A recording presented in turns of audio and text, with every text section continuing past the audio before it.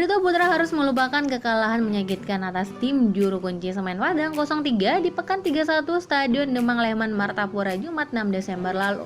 Fokus utama tim asuhan Jajang Nurjaman kini beralih menghadapi laga kandang melawan tim papan atas PSM Makassar Rabu 11 Desember 2019 malam pukul 19.30. Selain ingin membenahi tim setelah melakukan evaluasi kekalahan atau Semen Padang, Janur Sapan Jajang juga bakal memutar otak soal recovery pemain yang singkat. Setelah melawan Semen Padang waktu itu, kita mepet karena ditunggu PSM. Persiapan yang singkat, namun kami harus tetap berbenah, kata dia. Dalam persiapan singkat ini, Janur membenahi masalah pemain belakang yang mudah ditembus pemain lawan saat serangan balik. Mengenai tim lawan, Janur mengaku PSM merupakan tim tangguh dengan materi pemain yang lebih baik dari tim Barito Putra. Materi PSM Makassar sangat bagus sehingga banyak yang patut kita waspadai di tim ini. Mereka juga saat ini berada di tim papan atas, kata dia.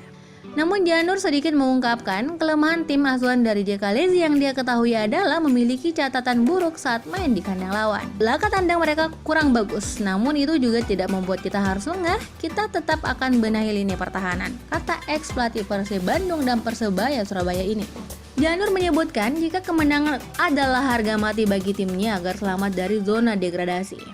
Sementara itu, dari kubu PSM, laga ini bakal menjadi comeback Aaron Evan di Barito Putra, tentunya sebagai lawan. Aaron Evan merupakan pemain belakang yang pernah dipuja-puja fans Barito Putra karena 2 musim bermain di sana. Pada laga ini, PSM dikejar rekor.